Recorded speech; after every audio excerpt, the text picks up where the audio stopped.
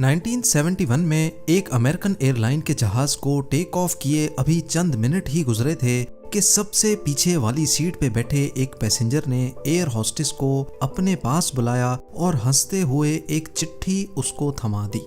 उस चिट्ठी में सिर्फ चंद अल्फाज लिखे थे जिसने पूरे अमेरिका में हलचल मचा कर रख दी। वो पैसेंजर कौन था और FBI आज तक उसको जिंदा या मुर्दा क्यों नहीं ढूंढ पाई।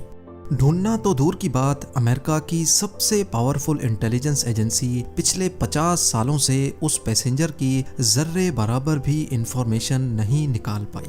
जेम टीवी की वीडियोस में एक बार फिर से खुशामदीद। नाजरीन, इस इंटरेस्टिंग वाक़े की शुरुआत 24 नवंबर 1971 को पोर्टलैंड एयरपोर्ट से हुई थी। एक शख्स जो बज़ाहिर बिजनेसमैन लगता था, उसने पोर्टलैंड से सिएटल का टिकट बुक करवाया और सीधा जहाज की तरफ बढ़ने लगा। तब अमेरिका में डोमेस्टिक फ्लाइट्स पर किसी किस्म की भी कोई सख्ती नहीं हुआ करती थी। ना ही पैसेंजर्स का सामान चेक किया जाता था और ना ही उनकी आइडेंटिटी वेरिफिकेशन की जाती थी। ये नॉर्थ वेस्ट ओरिएंट एयरलाइन का जहाज बोइंग 727 था, जिसको सिर्फ 45 मिनटों में पोर्टलैंड से सिएटल तक पहुंचना था। सन ग्लासेस लगाए एक ब्रीफकेस के साथ डैन कूपर नामी ये पैसेंजर इस जहाज में सवार हुआ और अपनी पसंद की सीट पर जाकर बैठ गया, जो जहाज की सबसे आखिरी सीट थी। उसने अपने लिए एक ड्रिंक ऑर्डर की और साथ ही सिगरेट भी जला ली। यहाँ तक सब कुछ नॉर्मल चल रहा था, क्योंकि फ्लाइट में स्मोकिंग करना भी 70s में अलाउड था। ठीक 2:58 पर फ्लाइट टेक ऑफ हो गई। टेक ऑफ होते ही डैन कूपर पीछे मुड़ा और पास में बैठी एयर होस्टेस को हंसते हुए एक एनवलप थमा दिया। एयर होस्टेस, जिसका नाम फ्लोरेंस शॉफनर था, उसने जब वो चिट्ठी पढ़ी तो जैसे उसके पैरों तले जमीन ही खिसक गई।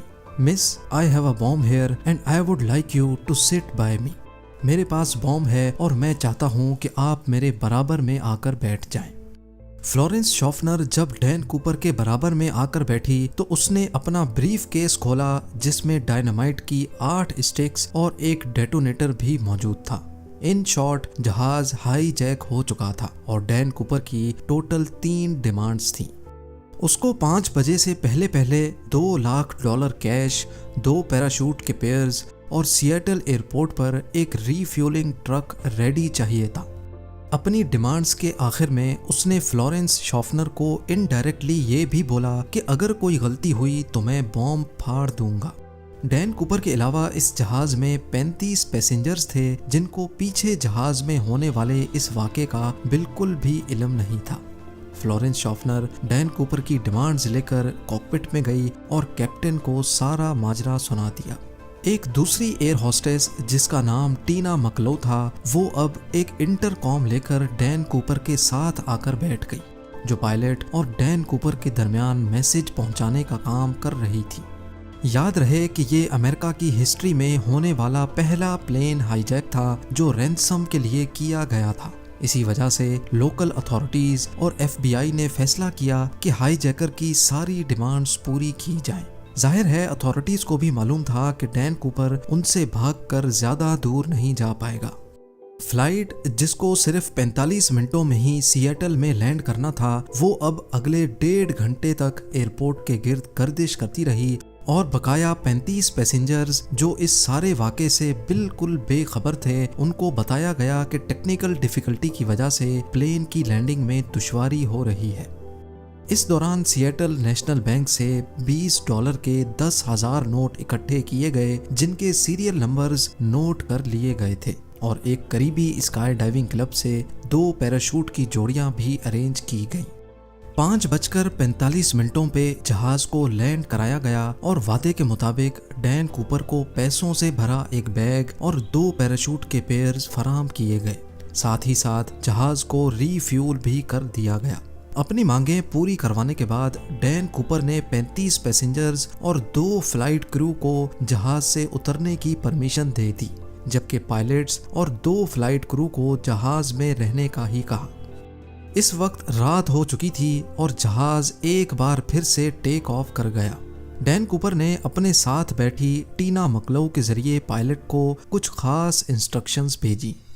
वो चाहता था कि जहाज के लैंडिंग गियर्स और फ्लैप्स खुले रहें, एल्टीट्यूड 10,000 फीट हो, स्पीड 320 किलोमीटर पर आवर और जहाज को सीधा मेक्सिको सिटी लेकर जाया जाए। पायलट ने बाकी तमाम डिमांड्स तो पूरी कर दी, लेकिन जहाज को सीधा मेक्सिको सिटी लेकर जाना फ्यूल की वजह से पॉसिबल नहीं था। लिहाजा पायलट ने डैन कूपर को रीफ्यूलिंग के लिए 2 ऑप्शंस दिए, रीनो या फिर फिनिक्स। डैन कूपर रीनो पर राजी हो गया। दूसरी तरफ लोकल और फेडरल अथॉरिटीज भी अपना काम कर रही थी। 2 फाइटर जेट्स को जहाज के पीछे रवाना किया गया, लेकिन वो इतनी स्लो स्पीड मेंटेन नहीं कर पा रहे थे। इसी वजह से उन्होंने जहाज के गिर्द चक्कर लगाना शुरू कर दिया। रात के अंधेरे में जहाज रीनो की तरफ रवां दवां था।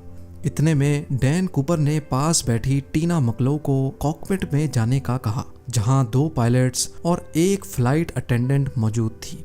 जब टीना कॉकपिट का दरवाजा बंद करने के लिए पलटी तो उसने आखिरी बार सिर्फ इतना देखा कि डैन कूपर अपनी कमर पर कुछ बांध रहा था। उसके बाद जहाज की सीढ़ियां खुली और डैन कूपर ने वहां से छलांग लगा ली। इसके बाद जो कुछ भी हुआ पिछले 50 सालों से, उसको आज तक डिस्कस किया जा रहा है।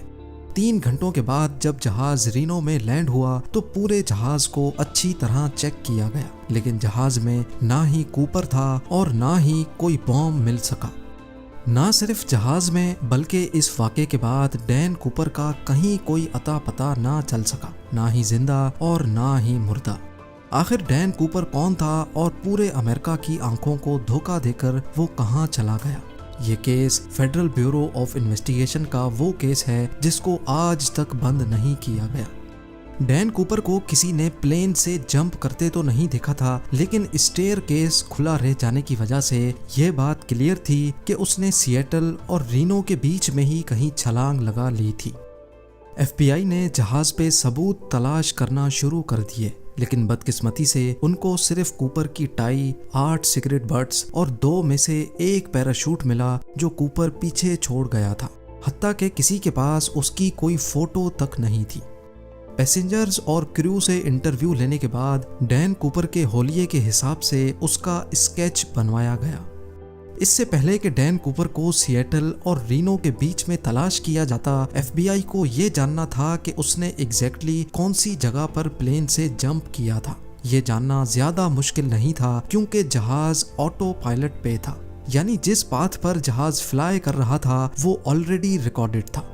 जहाज की स्पीड और एल्टीट्यूड तो पहले से मालूम था ही, साथ साथ फ्लाइट रिकॉर्डर की मदद से मालूम पड़ा कि जहाज का स्टेयर केस 8:10 पे खुला था।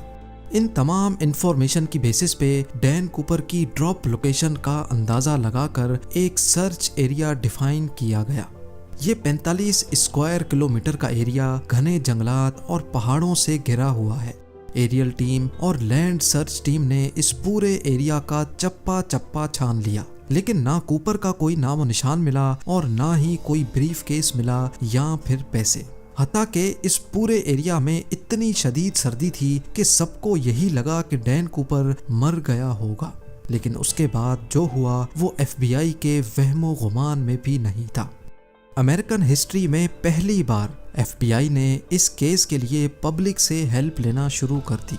डैन कूपर का स्केच और $2 लाख के सीरियल नंबर भी अखबारों में शाया किए गए और डैन कूपर के बारे में कोई भी इंफॉर्मेशन देने पर इनाम देने का वादा भी किया गया। उनका ख्याल था कि कूपर अगर जिंदा होगा तो वो पैसे कहीं ना कहीं जरूर खर्च करेगा, लेकिन हैरत अंगेज तौर पे उस सीरियल नंबर का एक भी नोट कभी भी कहीं भी दोबारा जाहिर नहीं हुआ। लेकिन मामला अभी खत्म नहीं हुआ था। करीब 9 सालों के बाद यानी 1980 में एक वाकया हुआ। सदर्न वॉशिंगटन में कोलंबियन रिवर के किनारे एक बीच है जिसको टीना बार कहा जाता है। यहाँ एक बच्चा अपने पेरेंट्स के साथ खेल रहा था जब उसको रिवर के किनारे नोटों की 3 गड्डियाँ मिली। ये $20 के नोटों की घड़ियां थीं जो टोटल $5,800 बनते थे। बच्चे के पेरेंट्स ये पैसे लेकर FBI के पास गए। खुशकिस्मती से इनके सीरियल नंबर उन नोटों से मैच कर गए जो डैन कूपर लेकर गया था। डैन कूपर हाईजैकिंग केस में 9 सालों के बाद ये पहली प्रोग्रेस थी, लेकिन बजाय केस को सॉल्व करने के इस वाक़े ने केस को मज़ीद उलझा कर रख दिया, क्योंकि ये पैसे ड्रॉप लोकेशन से करीब 27 किलोमीटर दूर पाए गए थे। पहले ये समझा गया कि ड्रॉप जोन में वाक़े लुइस रिवर में ये पैसे डैन कूपर से ही गिरे होंगे और वहाँ से बहते हुए कोलंबियन रिवर तक आए होंगे। लेकिन बाद में नोटिस किया गया कि कोलंबियन रिवर तो ऑपोजिट डायरेक्शन में फ्लो करती है, यानी ये पैसे लुइस रिवर से बहकर टीना बार बीच तक किसी भी सूरत नहीं पहुंच सकते। FBI के लिए ये मामला तो सुलझने के बजाय उलझता ही जा रहा था। ना सिर्फ इतना, बल्कि टीना बार बीच जहां से ये पैसे बरामद हुए थे, यहाँ 1974 में कुछ खुदाई का काम किया गया था। हाईजैकिंग के 3 सालों के बाद टीना बार बीच के किनारे एक्स्ट्रा रेत डाली गई थी और मिलने वाले पैसे इस रेत के अंदर पाए गए थे। इस नई इन्फॉर्मेशन से तो ये जाहिर होता है कि डैन कूपर या फिर उसके किसी साथी ने जानबूझकर केस को उलझाने के लिए 3 सालों के बाद टीना बार बीच पर आकर ये पैसे दफनाए थे। इस केस को लेकर FBI ने कूपर जैसे दिखने वाले लोगों से इन्वेस्टिगेशन की, लेकिन कोई खातिर खास सुराग ना मिल सका। कई थ्योरीज ये भी कहती हैं कि कूपर शायद कोई ट्रेंड मिलिट्री कमांडो था, क्योंकि जो पैराशूट वो अपने साथ लेकर गया था वो एक मिलिट्री पैराशूट था और उसको ऑपरेट करना उस पैराशूट से ज्यादा मुश्किल था जो वो प्लेन में ही छोड़कर गया था। 1980 में $5,800 कैश मिलने के अलावा बकाया 9,710 नोट दोबारा कभी नहीं मिल पाए। एविडेंस के तौर पे FBI के पास डैन कूपर के इस स्केच के अलावा सिर्फ ये टिकट है जिसमें उसने खुद अपना नाम लिखा था और ये टाई जिस पर क्लिप लेफ्ट साइड पे लगी थी, जिससे ये जाहिर होता है कि डैन कूपर लेफ्ट हैंडेड था। इस केस ने FBI को पिछले 50 सालों से सवालों में उलझा कर रखा है। आज भी FBI की वेबसाइट पर इस केस की तमाम डिटेल्स मौजूद हैं और इस केस की फाइल आज भी खुली हुई है। उम्मीद है ज़ेम टीवी की ये वीडियो भी आप लोग भरपूर लाइक और शेयर करेंगे। आप लोगों के प्यार भरे कमेंट्स का बेहद शुक्रिया। मिलते हैं अगली शानदार वीडियो में।